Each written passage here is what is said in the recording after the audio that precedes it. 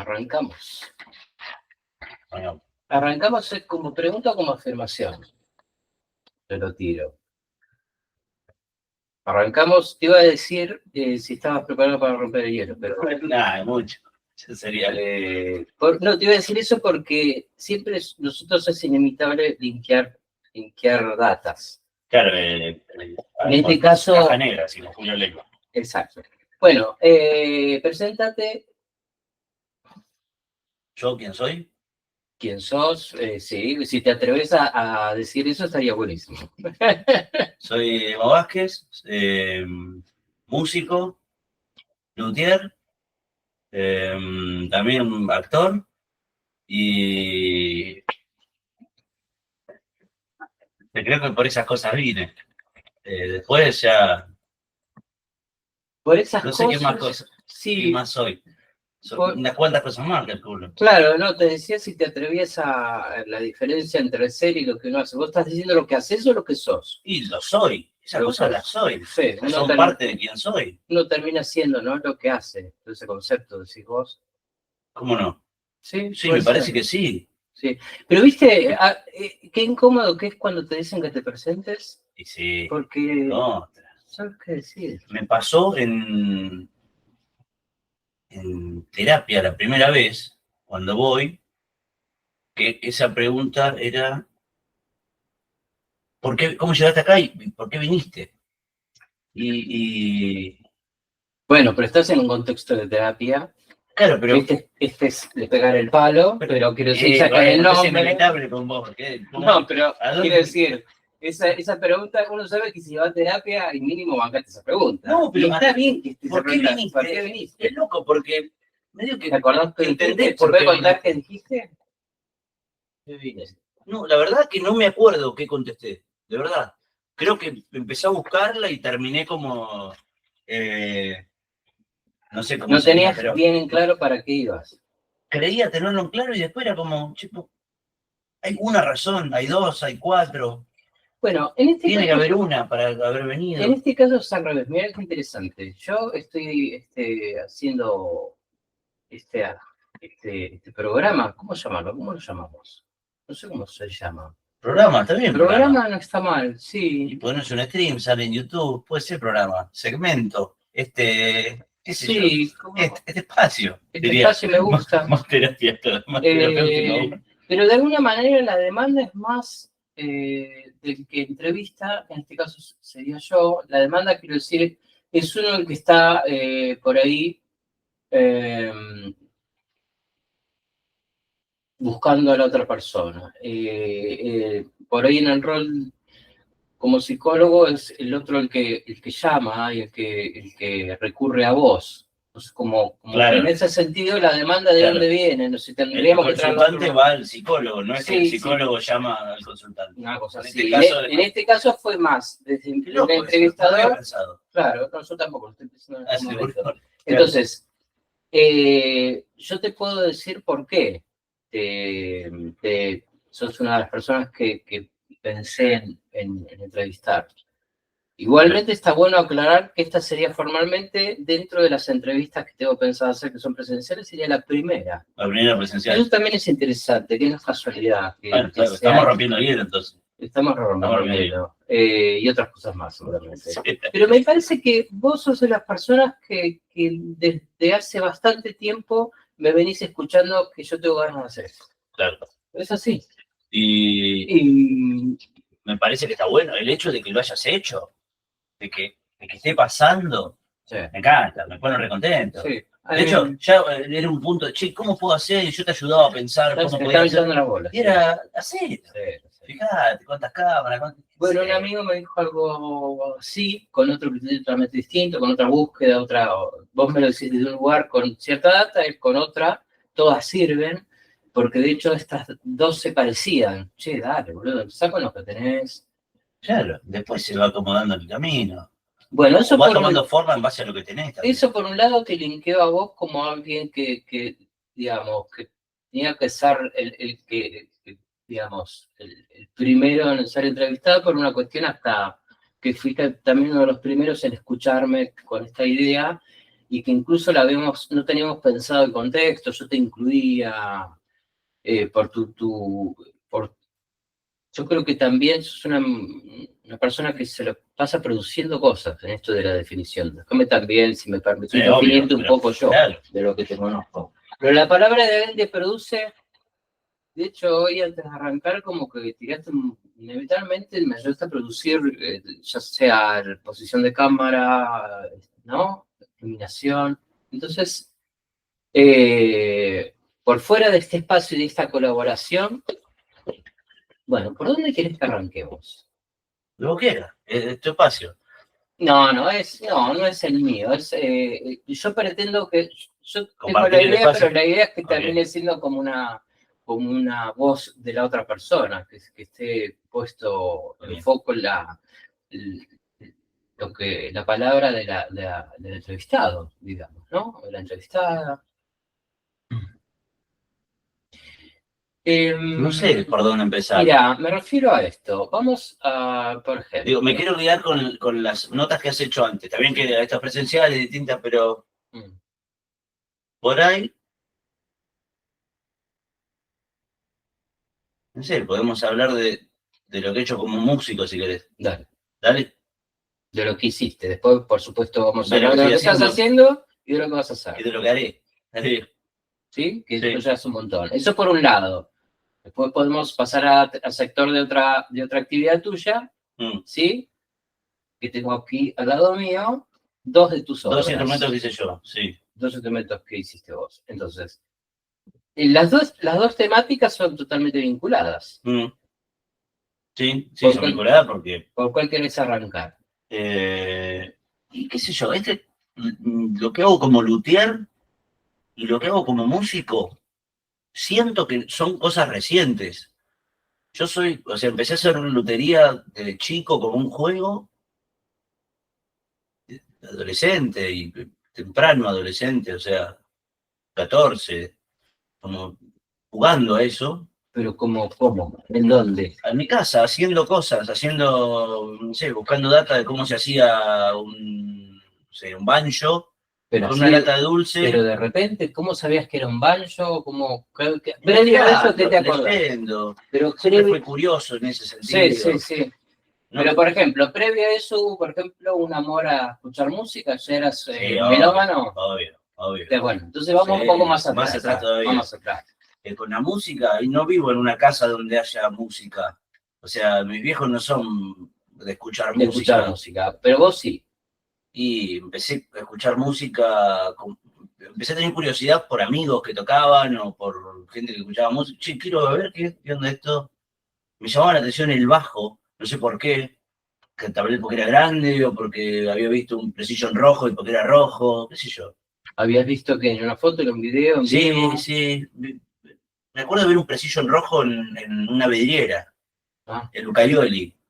Un Precision rojo, no me acuerdo qué marca, sería una cosa barata. ¿Ya sabías que era un bajo? Sí. ¿Tenías ahí más o menos qué edad? 10, 11 años. Y nada, empecé a querer hacer lo que no podía comprarme. Esas cosas están en casa también, en fabricar cosas. Mi viejo es herrero y hace muchas de esas cosas. Mi abuelo también fabricaba cosas. ¿De esas cosas qué? Aparatos, cositas, una silla hasta algo que le facilite su trabajo. ¿Tu viejo es herrero, pero a la vez lo has visto laburar con madera? Sí, con cositas. De artesanía. La vaina de arcar, cosas artesanales. La vaina, me imagino, el mango de un cuchillo. Cosas. Pero digamos, vos veías eso y también participabas. Y sí, yo siempre fui muy curioso con todas esas cosas. ¿Participabas haciendo, digo? Sí, trataba de que sí, de participar siempre que podía. Mirás el instrumento ahí en la vidriera, linkeás con, no te lo podías comprar y enseguida decís, che, yo creo que lo puedo hacer, así es. No sé si tan directamente, pero empezar a ver, che, ¿cómo se...? Mira, esto se hace así. Y esta parte de acá, es como ir al más allá de lo que estás viendo. Me gusta. ¿Cómo averiguabas eso? Es de vidrio. Qué lindo el vidrio. No, qué lindo el vidrio. ¿Y cómo metieron eso en el vidrio? A ver, no, y abajo tiene vela. Entonces deben haber retirado la vela antes de... Está bueno. El pensar es más allá de cómo funcionan las cosas. Entonces, como que siempre tuve eso. ¿Crees que la curiosidad, claramente eso se llama curiosidad, por decir una palabra muy clásica, vamos a cortar un cachitito con esto, que está buenísimo lo que estamos hablando, de respecto de la historial, ¿no? La cantidad de imágenes que se vienen, pero ¿crees que la curiosidad qué papel juega al momento del proceso creativo, llamémosle, la curiosidad? Pues claro. Yo tengo mi respuesta por eso. ¿Cómo lo ves vos concretamente? ¿Qué crees vos que vos decís, che, esto la verdad que me sirve la curiosidad y me hizo, por ejemplo, comparar esto, escribir tal cosa? Por ejemplo, me llamó la atención más adelante, porque yo fui a una escuela técnica, fui 3 años a una escuela técnica, ya ahí me gustaba la música, entonces mis viejos trataban de incentivarme como podían, entonces, no sé, viste que venía el fascículo de Clarín con alguna cosa, entonces compraban ese fascículo con un disco que era historia del rock argentino, sí. O un especial de Papo, sí. O de, qué sé yo, entonces todo me interesaba y trataba de leerlo o de ver. Sí. Y nada, y así bailando, a ver cómo se hacía. Y estos tipos, ¿cómo tenían guitarras en ese momento? Si acá, ¿por qué no tienen las mismas guitarras que tenían en Estados Unidos? Si es la misma época. Bueno, a investigar eso también.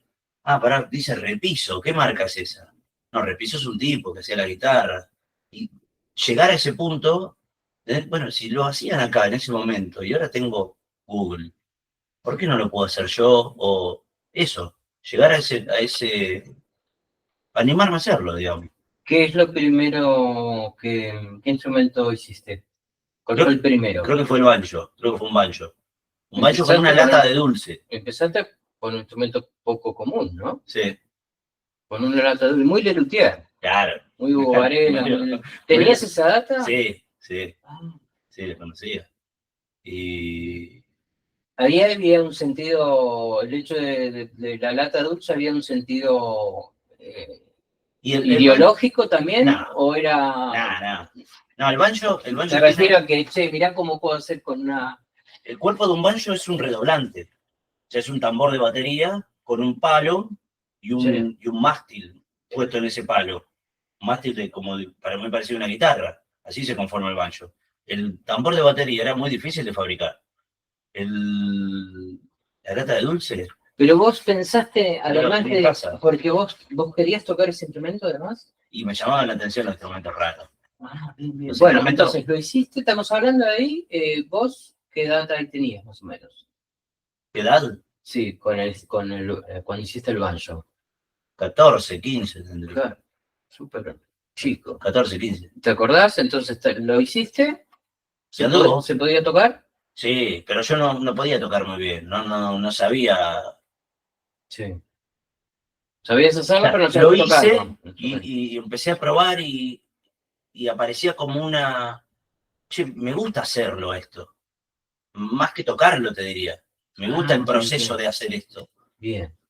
Puede ser que en el rubro lutería, ¿cómo lo ves vos? ¿Es muy común que el luthier sea músico o no necesariamente? ¿O se le da, ahora que me decís esta frase así, puede ser que haya luthier que ya están súper satisfechos con la construcción del instrumento y que disfrutan mucho que otro lo ejecute? Sí, claro. Pero vos haces las dos cosas. ¿Cómo sería en tu caso? Me encanta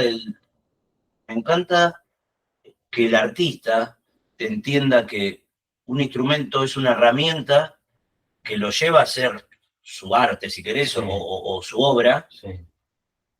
Pero se desdibuje un poco el límite entre si es instrumento para hacer la obra o si es obra también. Por ejemplo, nosotros pensamos en una estrato blanca girada, es Hendrix, o en el bajo de Paul McCartney, es parte de Paul McCartney. De hecho, Paul McCartney ahora podría no tocar el bajo y nos hace falta. Queremos que esté con ese bajo, con el Hofner. Sí. O la guitarra de Prince. De hecho, Prince cuando sale con ese nombre nuevo, sí. Era esa forma, tenía la guitarra, son parte de ellos. Total. O hay sonidos que de determinados instrumentos que nos llevan a un músico determinado. Bueno, nos estamos metiendo inevitablemente, y como si fuera una obviedad, y no lo es, en el mundillo del rock. Sí, claro, son todos jeites de la música contemporánea, ¿no? Que son hermosas, quiero decir. En el folclore, en el tango pasa lo mismo. Claro, pero fíjate que más en el rock pasa esto de por ahí que un músico auspicia una marca o un parche de... Bueno, y a eso iba. ¿No? El estandarizar un modelo de instrumento es de una marca. El luthier puede hacer, hay luthier que no hacen eso, hay luthier que hacen guitarras como las de Fender. Se hace una Fender Stratocaster hecha por un luthier que vive acá a una cuadra. Que no está mal y lo hace muy bien. Hay un luthier acá en Bahía Blanca, Alan Sandoval, Siracusa, Negro Braille, son un tipo bien amigo, laburan bárbaro. Y hacen eso. ¿Por qué crees que hay tan buenos luthiers en Bahía Blanca? No, ¿O es extensivo al país? Puede ser que sea extensivo al país. Yo he conocido en muchos lados del está país. la carrera universitaria para hacer eso, para ser luthier. Tú puedes estudiar en la universidad para hacerlo. Sí. Como si no fuera un podemos oficio. decir que en todo el mundo hay buenos luthiers, pero ¿crees que hay algo en Argentina? Bueno o malo, ponele, hay tipos que... Está esto que te decía, trabajar como si fuera una réplica de un instrumento de una fábrica norteamericana, o hacer lo que el músico necesite a medida del músico, pero además, o hacer una obra tuya que genere que el músico se inspire para hacer su obra. Eso ¿No crees también que la vara está muy alta con la lotería argentina porque también está alta con la música argentina, que está asociada también? Puede ser. No sabemos qué viene primero, pero creo que los dos se necesitan mucho, ¿no? Sí, puede ser. Sí, puede ser eso que decís. Bueno, vamos a continuar porque nos quedamos ahí con la construcción del primer instrumento. ¿Cuándo empezás vos a producir música? ¿Qué repito tenés? Ahí, a la par. ¿Sí? Sí. ¿Qué? Si empiezo un luthier, con un profesor de música, de guitarra, yo quería aprender bajo. Y empecé a ir a ese profesor, que no era profesor de bajo, pero decía, bueno, empiece con la guitarra y vaya viendo. Decía. ¿Quién decía? El profesor. Como para ver qué onda. Ahí vieron que mis viejos consiguieron, no conocían un bajista. No sabían muy bien que era un bajo, ¿verdad? Pero y bueno, fui probando con él, claro, y me daba partes de bajo conocido, qué sé yo. Ah, está bien. Tocar con una criolla prestada. Ok, pero pensaban en la línea de bajo. Sí, no ibas a aprender a... Era raro, era confuso. Fue confuso toda esa parte. Aprender todo eso. Fue raro. Yo escuchaba... Es bueno que sea confuso. Sí, ni hablar. En el momento era, puta madre, yo me hubiera gustado aprender de una... ¿Pero a qué confusión te referís cuando decís confuso? ¿Cuál es el rol del bajo? Si ni el tipo que me está enseñando sabe cuál es. Ah, ¿y se lo preguntabas? No, si no sabía lo que era. Estaba aprendiendo la parte de él, me parece. Sí. Bueno, pero sí, ¿te acordás, por ejemplo, qué música escuchabas que tenías tan presente el bajo? Por ejemplo, ¿a partir de qué? Y empecé a escuchar con eso que vino León Gieco en el 2005 al Parque de Mayo. Lo fui a ver con mi mamá y León nombraba, bueno, León creo que es el tipo que más han invitado a tocar el planeta. Y nombraba gente en el recital. O aparecían proyecciones de él tocando con gente, o de él joven. Sí. Y iba mechando y aparecían Charlie con Nito en el barro, o en un momento nombra a Hendrix, o lo nombra a Dylan, o aparece Papo, y qué sé yo quedaba todo. O sea, todo eso que sonaba lo incorporaba, después me lo guardaba para googlearlo en casa. Qué bueno. Y un día fuimos a Musimundo y me compré un disco de Dylan y un disco de Hendrix, porque los había nombrado León. Bueno, para ver qué onda. Claro. Me compré Are You Experience de Hendrix. ¿En serio? Sí. No era un compiladito, el primero oficial compraste. Arrancaste bien. De pedo. Decía Jimi Hendrix, a ver, Jimi Hendrix. Pero arrancaste bien, arrancaste con la Experience, el primer álbum. Claro, el primer álbum. El 67, una belleza. 67. Arrancaste tremendo. ¿Y Dylan qué te uno de Dylan que era como una especie de compiladito, ese sí, que tenía temas de los primeros discos. De Free Willing, de Bringing All Back Home y de... Yo tengo una peluca con la chica y como un ojo de pez. Bueno, del segundo al quinto disco sería. Estaban, no sé, My Back Pages. Pero toda esa data vos la conociste después. No son los discos. Digo, después de comprar esos discos. En ese momento estaba el Ares y yo después descargaba, lo buscaba, y este tema no está en este disco. Pará. Bueno, ¿qué te pasó con esos dos artistas? Con Hendrix y Dylan. Dos estéticas distintas, en un punto y en otro punto quizás no. ¿Qué te acordás? ¿Qué te pasó cuando escuchaste esas dos cosas?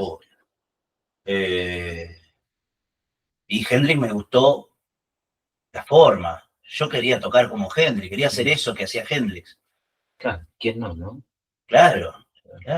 ¿Y cuando escuchaste a Dylan?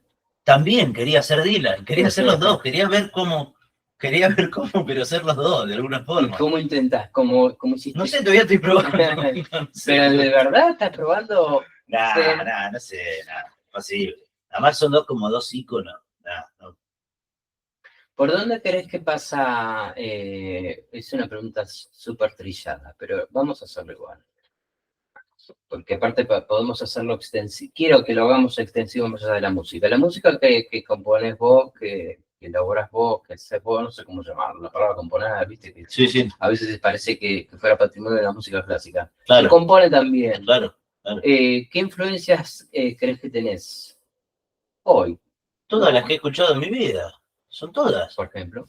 Esas dos que te nombré, ya con eso tenés una bocha. Ya ahí entro a los Beatles, de una. Sí, pero yo te digo, si escuchás tu música, ¿te linkea a eso? ¿Qué sé yo? Nada, no sé. Yo mismo hoy, con mi música, no sé.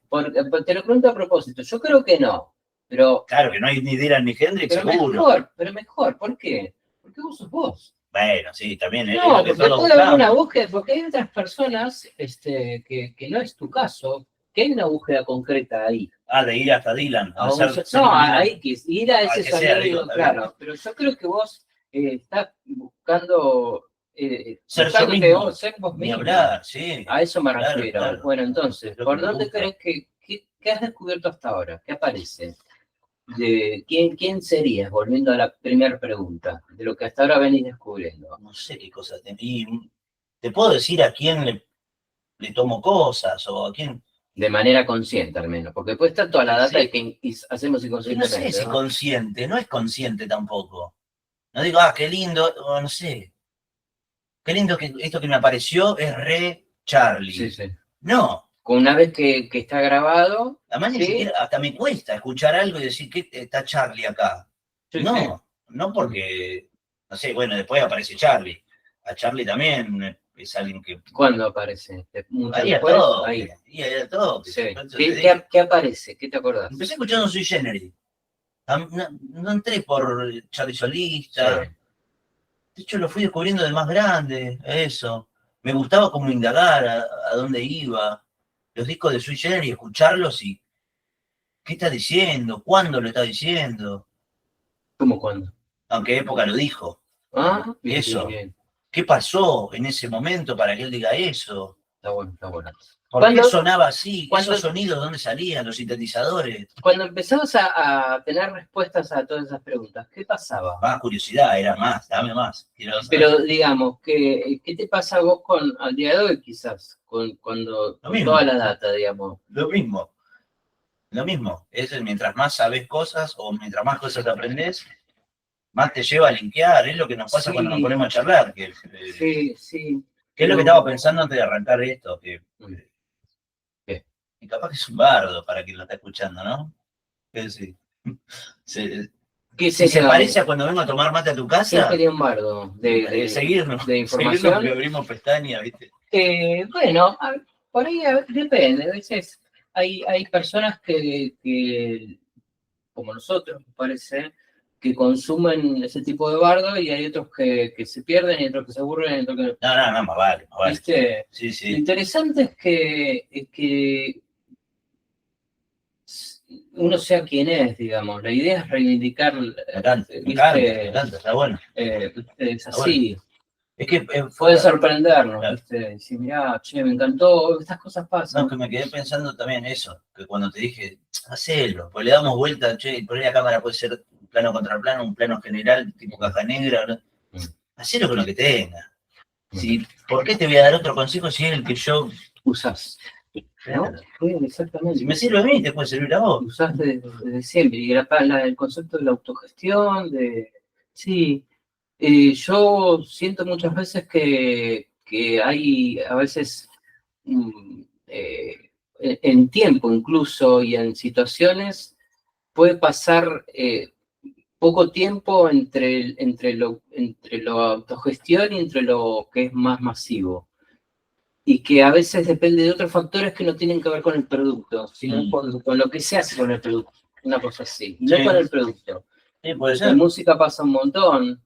Entonces, también yo decidí poder otorgar espacios no solamente por un deseo mío, sino porque siento que muchas veces no se habla sobre la obra. Está la obra y necesitamos decir algo sobre la obra. Ya sé cómo se hizo, qué me pasa, qué me pasó, etcétera, etcétera. Y yo estaba cada vez más convencido que sentía que cuando fuera de cámara salen estas cosas, dije, wow, puede estar qué interesante lo que me estás contando acerca del cuadro que hiciste, de la canción que hiciste. Bueno, vamos a hablar de la producción musical, vamos a seguir porque son muchas las cosas que podemos hablar. ¿Querés hablar de algo que está pasando ahora, que estás haciendo ahora, algo que hiciste? Yo quiero hablar de ambas cosas. ¿De lo que he hecho y de lo que hice? Sí. Yo me parece que está bueno que hablemos. De lo que hago, perdón. Quiero decir, lo que hiciste ya me parece un montón. ¿Te referís al disco anterior? Me refiero, sí, a tanto lo que es una carrera solista como antes. Antes también. Sí. Bueno, empecé como eso, el bajo, empecé a tocar el bajo, empecé a tocar con amigos y a armar bandas y a buscar siempre el concepto del trío. Me gustaba tocar en trío. Para alguien que toca el bajo es re lindo tocar en trío. Porque, nada, tiene nada, la forma de tocar del bajista del trío es lindo para quien toca el bajo. Después empecé, yo creo que el deseo de cantar siempre estuvo porque escribía, y escribía para quien cantaba en la banda. Entonces... ¿Escribías la letra y la melodía? Sí, salía. A veces hacemos melodías. Ya el último tiempo en Budapest, que era la banda que tocaba antes, con Gusti hacíamos, o sea, a partir de zapadas aparecían tarareos y cosas, donde por ahí se escapaban palabras. Entonces yo hacía una transcripción de eso y le ponía sentido, por lo menos para nosotros. Sí, de un balbuceo una palabra. Claro, por ahí se escapaba alguna palabra entre el balbuceo y decía, mirá, esto puede servir con esta intención para llevarlo acá. O sea que... encontrar sonido en las palabras y sentido también, digamos. Esa era la forma que sucedía el proceso creativo. Primero así escribía. Lo musical, después aparece la melodía y la palabra juntita, pero no desde un texto a una zapada. ¿Ha pasado alguna vez del texto escrito?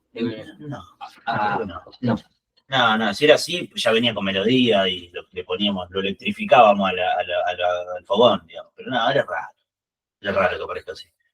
Y bueno, después, a la par, medio también, en la pandemia, fue como, quiero empezar a cantar yo. Bueno, pero por ahí, con la banda les fue muy bien, sí, grabaron un discazo. Grabamos un disco que era bueno. Por eso. Grabamos Encontrar con el Ruso del Amor, la banda de Budapest, está para escuchar, se puede escuchar. Sí. Vamos a después dejar los videos, los links. Y después, bueno, empecé a empezar a cantar, quería escribir para mí y cantar yo. Eso vos decís que coincide con el 20, con la pandemia, sí. Con la pandemia y con un instrumento raro también, que es la mandolina. Yo me había comprado una mandolina en más o menos época de 15 años, 2011, sí. Cuando la agarré de vuelta, en la funda estaba la factura. Era del 2011, o sea que tenía 2011, perdón. Sí, 2011, 16 años.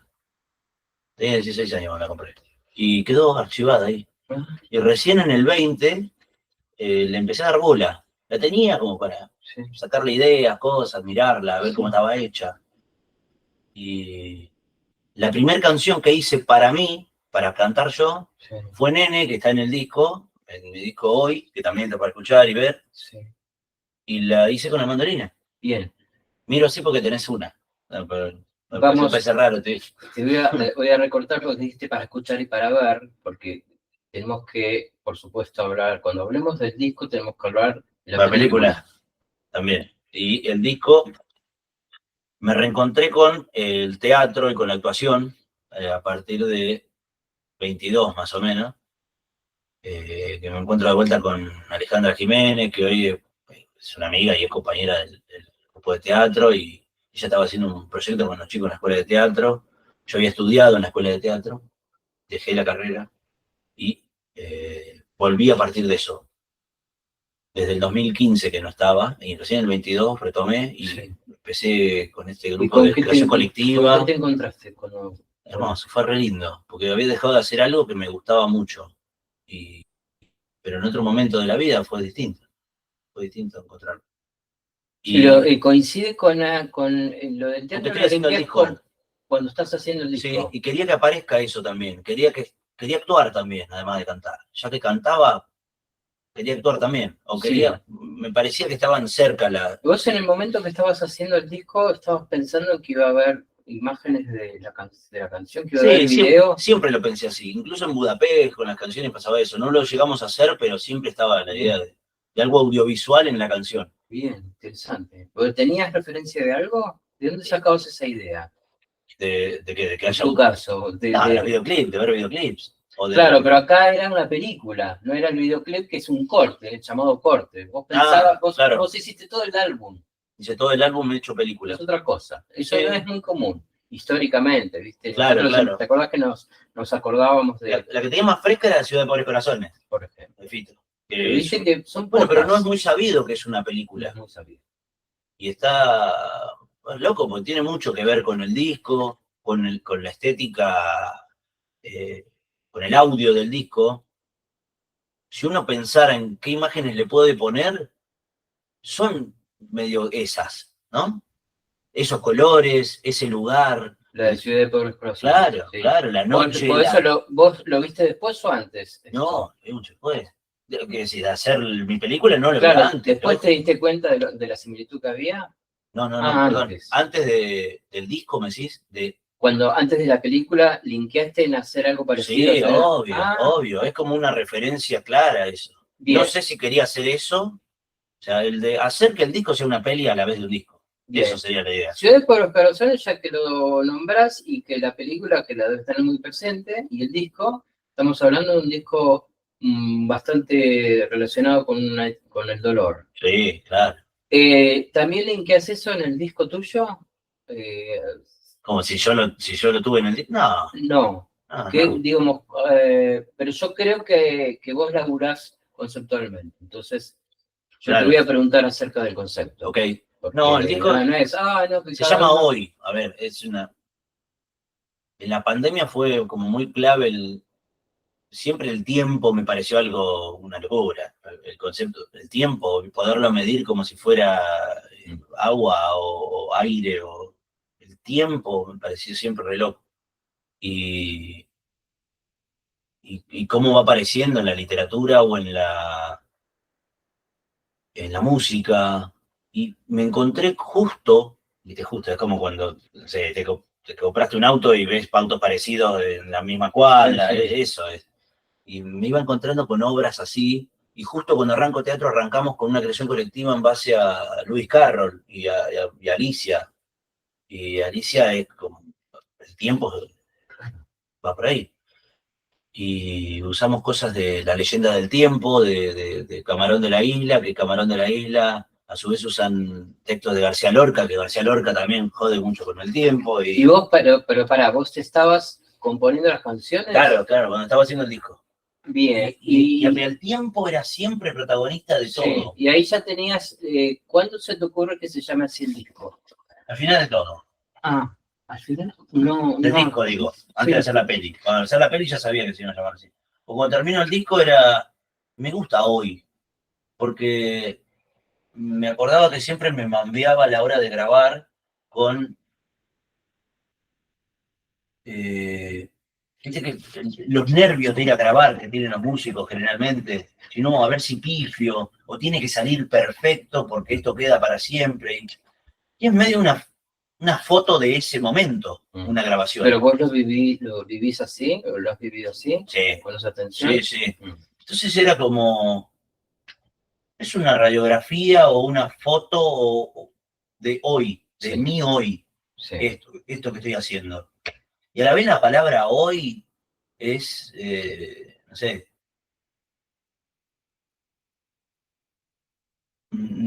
o sea, viste cómo me puedo entender hoy, ayer y mañana, como pasado, presente y futuro, pero hoy no tienen unos límites dibujados fuertes, viste. Y pasado, presente y futuro tampoco. Por eso te digo, entonces me parecía que si lo pensaba como fotocopia de hoy, también podía ser ayer, también podían estar Dylan y Hendrix con ese disco que escuchaba en casa. Ahora que ya está también puede estar esta charla que tenemos ahora, que ya pasaron casi 2 años. Ahora que ya está el disco y que se llama Hoy, ¿qué decís al respecto? Ese Hoy también sigue teniendo sentido. Lo escuchás y se llama Hoy, claro, porque hay un presente que lo resignifica. Obvio. Bueno, ¿qué escuchás hoy cuando lo escuchás? Entonces, digo, no es del ayer, es hoy. El otro día lo escuché de vuelta. Hacía meses que no lo escuchaba. Perdón, que no veía la película, además. Porque... Vamos a contar quién estuvo encargado de filmar la película. Claro. El disco lo grabé de parte de eso. En César, con César Maina y con el Calva Weyman, que me ayudaron en la producción. El Calva grabó algunas baterías y César grabó, le puso su estudio. Y después, cuando aparece la idea de la película, están Cami Medina, que es la que pone la cámara y que también me ayudó a pensar esto, como lo que te dije a vos, bueno, tenemos esta cámara, ¿lo hacemos con esta cámara? Claro, ya fue. Sí. Lo que importa es el concepto en sí, vamos con lo que tenemos. Y qué interesante juntar como un equipo, ¿no? Que uno decide, sí. ¿No? Y bueno, y Achu Santillán, que también, Achu puso su casa, su tiempo, fue iluminadora, también fue actriz, porque aparece en un par de videos. Y a partir de eso, bueno, un montón de amigos y amigas, actores y actrices que están a lo largo del video. Y vos, que también fuiste parte, que viniste a asistir unas cuantas veces, que de hecho apareces en uno de los videos de Quedamos Solos. Y nada, cómo está hecho eso me gusta. No es muy distinto a cómo hice los primeros instrumentos. Tiene que ver con eso. A mí me hubiera encantado tener una producción mucho más cara y más grande, pero era lo que tenía y tenía ganas de hacerlo, así que lo hice con eso. Bien, ¿qué hubiera cambiado que sea más cara y más grande? ¿Qué crees que hubiera cambiado? Se hubiera visto más lindo, o qué sé yo, la calidad de imagen, eso es eso. Nada más. No, nada más y nada menos. Sí, pero sin embargo, mira qué interesante. Quizás haya sido, si no el único de lo que yo conozco, que primero de los pocos que hace todo un álbum, una película, al menos nosotros acá en esta ciudad, y que después decidiste proyectarla en un cine. Eso, lo presentamos en el cine visual. Bueno. Esa idea surgió durante la película. Le dije a Cami, estaría bueno proyectarlo en el cine. Por lo cual uno puede pensar que calidad tiene, porque si lo llevamos a pantalla de semejante tamaño, es porque calidad tiene la película, ¿no? Vos pensaste. Sí, hay una cosa como irreverente también. Vamos a ponerlo acá también, ya que está, ¿por qué no? Pongámoslo. ¿Y qué pasó ahí? ¿Qué te pasó cuando vivenciaste eso? Fue re lindo ver eso ahí. ¿Qué te pasó con la obra y qué recordás? ¿Viste algo que no habías visto? No, igual fue el momento. O sea, cómo hicimos la obra. Digo obra porque me parece que es un disco conceptual, llamémoslo así, ¿estás de acuerdo? Se llama disco conceptual, ¿no? Ya sea, ¿desde qué lugar vos crees que es conceptual? ¿Desde lo musical, de lo letrístico? De todo, lo que engloba porque vamos a decir que por eso lo llamamos película, que las canciones van concatenadas. Claro, son 7 canciones, cada canción tiene un videoclip y hay un par de nexos que cosen la película, hacen el hilo conductor. Y qué sé yo, viste, ahí en el momento fue re loco ver, porque fue mucha gente y gente que quiero y que fue porque me quiere, y gente que admiro y que fue y estaba ahí, y que participó. Eso fue re hermoso, o sea, fue re lindo hacer eso ahí. La verdad que no. no sé si pude ver la película. Claro. Estaba pensando en todo eso. Todo eso, sí. Quería como ponerle cabeza a eso y también no hacía falta, pero... de alguna manera me parece un acto bastante valiente en la exposición que vos decidiste hacer con la obra. ¿Viste? Literalmente poner eso en una pantalla gigante es una exposición terrible. Terrible no, tremenda. Terrible puede ser terrible o no. Sí, podría haberlo sido. Pero estuvo bastante bien, qué sé yo, me gustó. ¿Ese disco vos lo has tocado en vivo? No lo toqué en vivo. No lo toqué nunca en vivo, me encantaría tocarlo en vivo. De hecho, así, con esa idea, parte la del segundo disco, que es el que estamos armando ahora. A ver, ¿cómo es? ¿Qué se puede contar a esta hora? Que tengo banda y antes no tenía.